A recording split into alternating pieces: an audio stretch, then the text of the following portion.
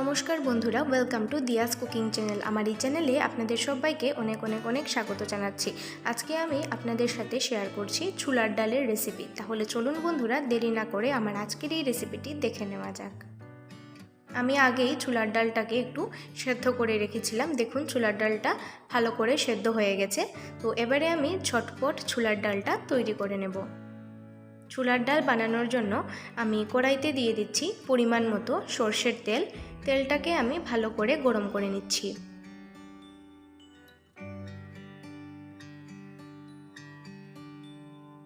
তেলটা গরম হয়ে গেছে। এবার আমি এর মধ্যে দিয়ে দিচ্ছি দুটো শুকনো লঙ্কা।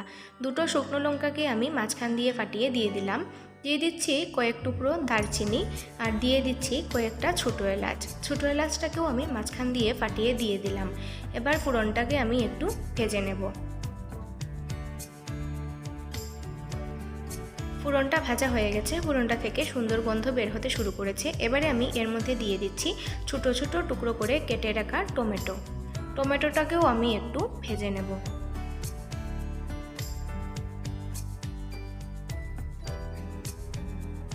টমেটোটা ভাজা ভাজা হতে হতে আমি একটা মশলার পেস্ট বানিয়ে নিচ্ছি। এখানে আমি একটি বাটি নিয়ে নিয়েছি। তো বাটির মধ্যে প্রথমে আমি নিয়ে নিলাম একটু আদা বাটা, নিয়ে নিচ্ছি হলুদ গুঁড়ো। এবারে আমি এর মধ্যে নিয়ে নিচ্ছি জিরের গুঁড়ো,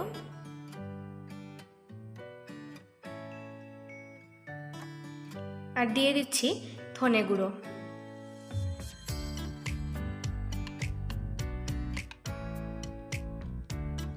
এবারে আমি এর মধ্যে দিয়ে দেব লাল লঙ্কার গুঁড়ো।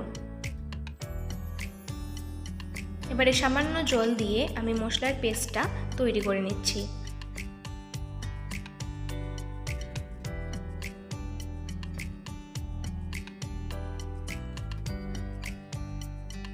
টমেটোটাও ভাজা ভাজা হয়ে গেছে, মানে টমেটোটাও সেদ্ধ হয়ে গেছে। তো এবারে আমি এর মধ্যে মশলার পেস্টটা ঢেলে দেব।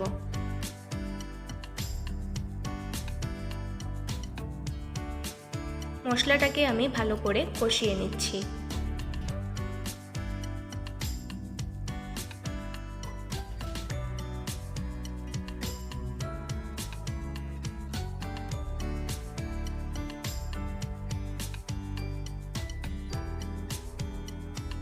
মশলাটা কষানো হয়ে গেছে।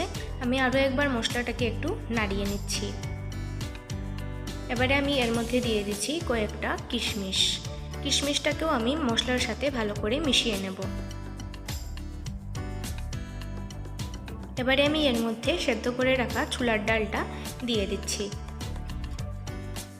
ডালটাকে আমি একটু মশলার সাথে মিশিয়ে নিলাম।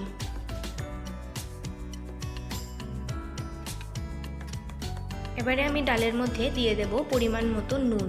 আমি ডালটা সেদ্ধ করার সময় একটু নুন দিয়েছিলাম। তো এবারে আমি নুনটা বুঝে দেব। আপনারাও যদি ডাল সেদ্ধ করার সময় নুন দিয়ে থাকেন, তাহলে যখন ডালটা তৈরি করবেন তখনই কিন্তু আপনারা নুনটা বুঝে দেবেন। দিয়ে দিলাম পরিমাণ মতো নুন।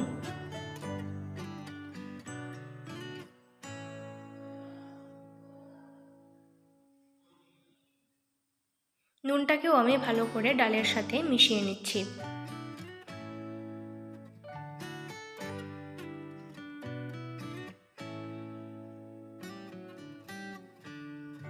গ্যাসের ফ্লেমটা লো টু মিডিয়ামে রেখে আমি ডালটাকে ফুটিয়ে নেব।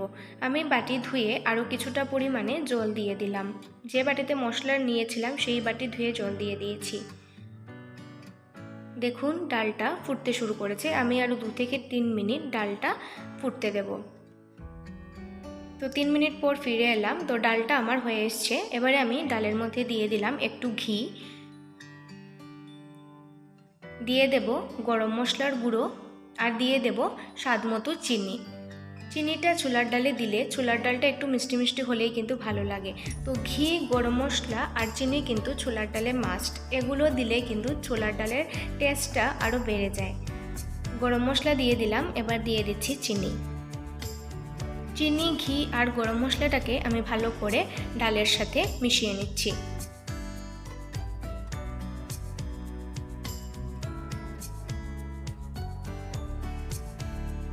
তো ছোলার ডালটা আমার হয়ে এসছে। এবার আমি ডালটাকে নামিয়ে সার্ভ করছি।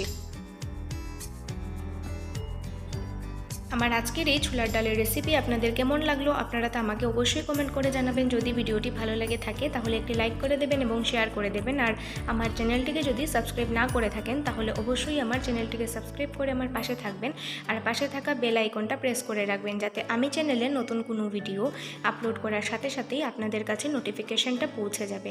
তাহলে বন্ধুরা আজকের মতো এখানেই শেষ করছি। আবার দেখা হবে নতুন নতুন অন্য কোনো রেসিপি নিয়ে।